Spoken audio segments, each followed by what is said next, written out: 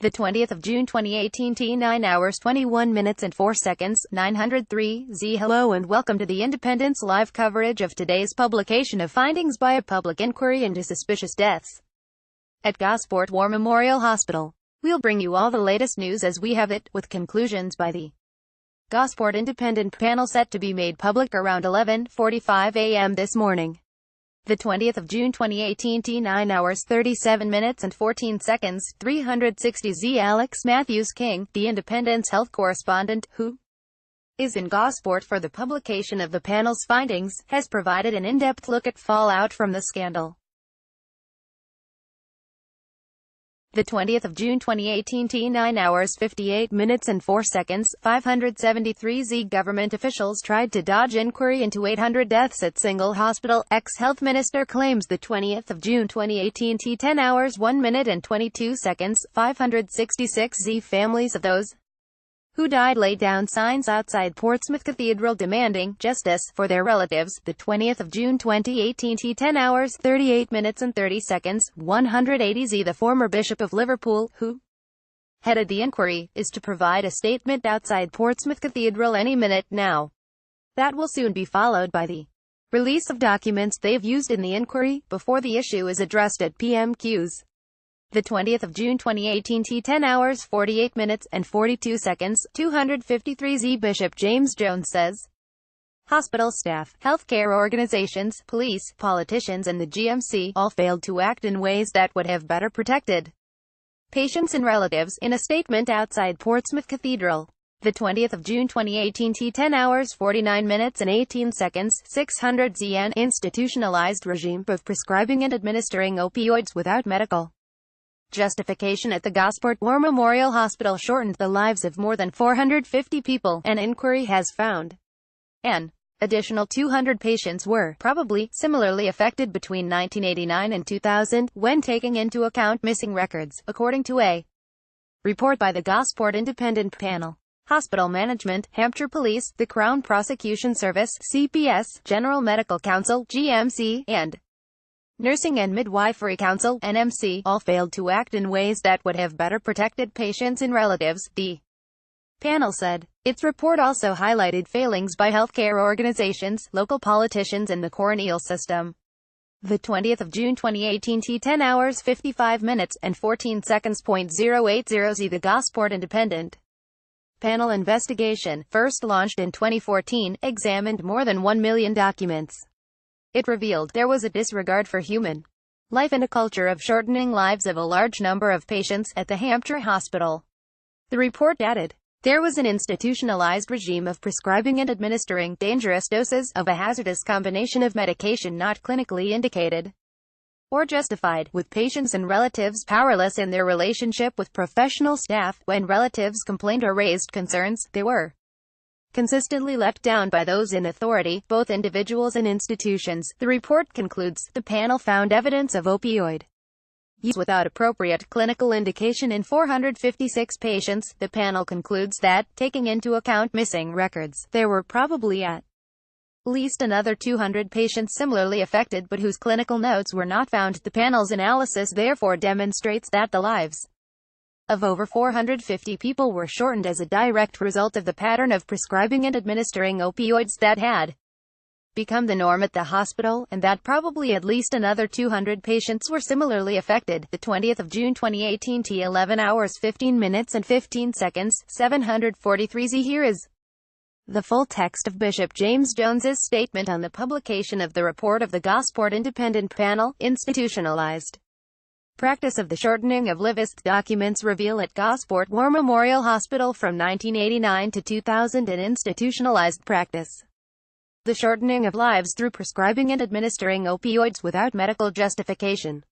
The documents show that between February 1991 and January 1992 a number of nurses raised concerns about the prescribing specifically of diamorphine. Their warnings went unheeded. The opportunity to rectify the practice was lost. Deaths resulted, and 22 years later it became necessary to establish the panel. In order to discover the truth of what happened, the numbers, the hospital records to which the panel has had privileged Access demonstrate that 456 patients died through prescribing and administering opioids without medical justification. The panel concludes that taking into account missing records, there were probably at least another 200 patients whose lives were shortened as a direct result of the pattern of prescribing and administering opioids that had become the norm at the hospital. The pattern of opioid use without appropriate clinical indication followed a clear pattern over time. The panel found no instances in 1987 or 1988, but the numbers rose markedly, followed by an equally striking decline over 1999 and 2000, with no instances in 2001. Not for the panel to ascribe criminal or civil liability. It is not for the panel to ascribe criminal or civil liability. It will be for any future judicial processes to determine whatever culpability and criticism might be forthcoming. The documents seen by the panel show that for a 12-year period a clinical assistant, Dr. Barton, was responsible for the practice of prescribing which prevailed on the wards.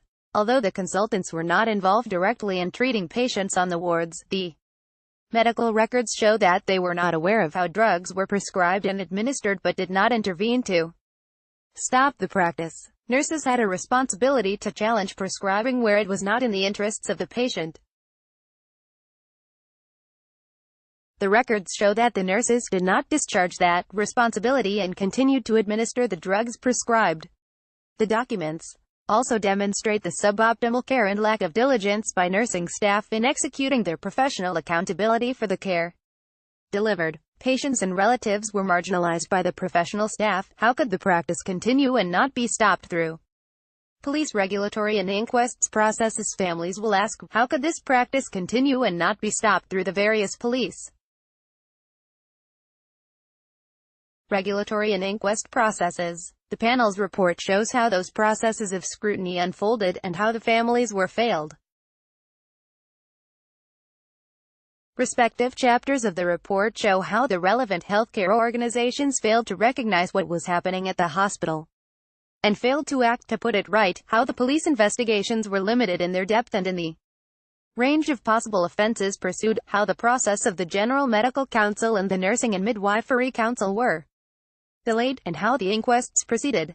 The documents show how the media coverage played a significant part in encouraging staff who had worked on the wards to take action, and how Sir Peter Viggers, as the local MP, questioned the need for repeated inquiries into what had happened at the hospital. Families, in their tenacity and fortitude throughout, the relatives have shown remarkable tenacity and fortitude in questioning what happened to their loved ones. The documents explained and published today show that they were right to ask those questions. The families deserve every support in absorbing what is revealed, and whatever future processes now follow. Completion of the panel's terms of reference. The panel has listened to the families, and the documents now highlighted in its report reveal what those documents add to public understanding. The panel now calls upon the Secretary of State for Health and Social Care, the Home Secretary, Attorney General, and the Chief Constable of Hampshire Police, and the relevant investigative authorities to recognize the significance of what is revealed about the circumstances of deaths at the hospital and to act accordingly. Alongside its report, the panel has published an online archive of documentation. The panel is aware that some documents include personal opinions of individuals and statements about individuals, where those concerned have not had the opportunity to respond to comments or criticism. In reading the disclosed documents, it is important to be sensitive to this situation. The 20th of June 2018 T 11 hours 49 minutes and 34 seconds, 790 Z. Bishop James Jones delivers a statement on behalf of the panel outside Portsmouth Cathedral. The 20th of June 2018 T 11 hours 54 minutes and 43 seconds. 090 Z from the Independent's Alex Matthews King, who is at Portsmouth Cathedral. Events are tragic and deeply troubling, and brought unimaginable heartache to the families concerned. Norman Lamb raises an issue about the ways in which the public sector, often, in his words, closes ranks, and this is something we have to address across the public sector. He's sorry it took so long for families to get answers.